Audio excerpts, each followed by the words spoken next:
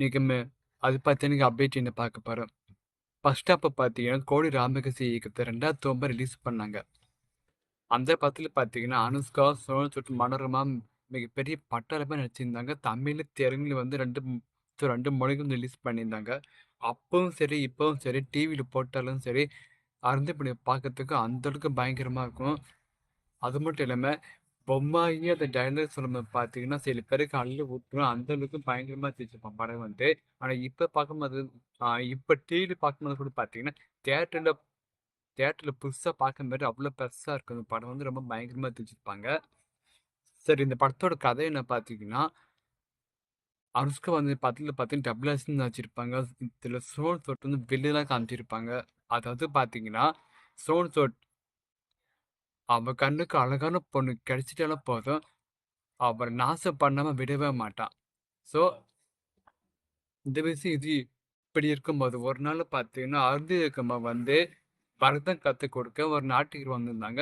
அவங்களுக்கு வந்து கண்ணு தெரியாது. ஸோ அவங்க என்ன பண்ணுவாங்க, நாசம் பண்ணி அந்த பரதம் கத்துக் கொடுக்க குரு வந்து நாசம் பண்ணி கொலை பண்ணி விட்டுருவான்.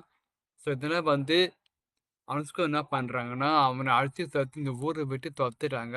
அதுக்கப்புறம் பார்த்தீங்கன்னா வந்து, அவன் சாகல உயிரோட தான் இருக்கான். அந்த பக்கமா போயிருந்த அகோரி வந்து அவன காப்பாத்திட்டாங்க. அதுக்கப்புறம் பார்த்தீங்கன்னா, இந்த அனுஷ்கா பழி வாங்குறதுக்காக வந்து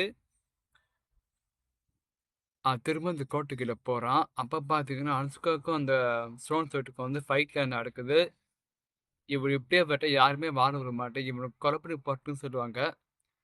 அப்ப பார்த்தீங்கன்னா, இவன் கொன்னுட்டு பெராத்மா ஆயிடுவான். அதனால வந்து இதனால வந்து குடும்பத்த வந்து நாசப்படாம விடவே மாட்டான். அப்பதான் என்ன பண்றாங்கன்னா, அதே கோர்ட்ல வச்சு அவன் உயிரோட சமாதி கட்டுறாங்க. சமாதி தாண்டி வெளிய வந்தான்னா, அவன் உடனே வம்சத்துல ஊர் யாரும் விட மாட்டான். எல்லாரும் அடிச்சிருவான்னு சொல்லுவாங்க. அவன் காத்து கூட போகாத அளவுக்கு அவனுக்கு அவன் காத்து கூட வெளியே போகக்கூடாது. ஸோ அந்த அளவுக்கு என்ன பண்ண சமாதி கட்டுவாங்க. சமாதி கட்டும்போது பார்த்தீங்கன்னா, அப்படியே வந்து அந்த கோர்ட்லயே அடங்கி போயிடுவாங்க. அதுக்கப்புறம் பார்த்தீங்கன்னா, ஒரு கட்டத்துல பார்த்தீங்கன்னா, ஒரு பைத்தியக்கார இருப்பான் வந்து அந்த சீன்ல வந்து அவன் என்ன பண்ணான், சுசீலா வந்து அந்த கோட்டைக்குள்ள இருக்கான்னு சொல்லிட்டு அவன் என்ன பண்ண ஓடி போய் சமாதி வச்சு வெளிய வந்துருவான். அதுக்கப்புறம் இந்த பசுப்பு ஆட்டும் பசுப்பு பேய் வந்து வெளிய வந்துரும். வெளிய வந்த பிறகு அனுஷ்கா பழி வாங்குனா இல்லையா? அனுஷ்கா வந்து பசிபிக்கு கொன்னாங்க இல்லையா? அந்த படத்தோட மீதி கதையே அது இருக்கும். ஸோ அப்ப வரைக்கும், இப்ப வரைக்கும் பார்த்தீங்கன்னா, பயத்துல எப்படி தத் எப்படி யூரினே போயிடுவாங்க. ஆனா அந்த அளவுக்கு பயங்கரமா தேய்ச்சுப்பாங்கல்ல. வசூலும் சரி, விமர்சனையும் சரி, படம் வந்து பிளாக் பஸ்டர் ஹிட் ஆச்சு. திரும்ப பார்த்தீங்கன்னா, 12 வருஷம் கழிச்சு திரும்ப அழுது பார்ட் 1 ஷூட்டிங் பார்த்து எடுத்துட்டு இருக்காங்க. ஸோ இந்த படத்துல அனுஷ்கா நடிக்க மாட்டாங்களான்னு தெரியல. ஏன்னா அனுஷ்கா பதில் வந்து வேற யாரு போட்டா அந்த படம் நல்லா ஓடும். ஸோ வெயிட் பண்ணி தான் பார்ப்போம். ஸோ இந்த படத்த டைரக்ட் பண்ணது பார்த்தீங்கன்னா, ராஜமௌழி தான் இந்த படத்த டைரக்ட் பண்ண போறாரு. இந்த படத்துக்கு இசையமைப்பாளர் யாருன்னு பார்த்தீங்கன்னா,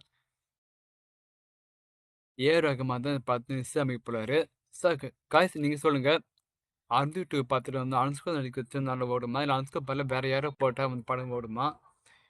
நீங்க யாரு ஸோ அருந்ததி படத்துக்கு நீங்க எந்த அளவுக்கு எதிர்பார்ப்பு இருக்கீங்க? மறக்காம கீழ கமெண்ட் பண்ணுங்க.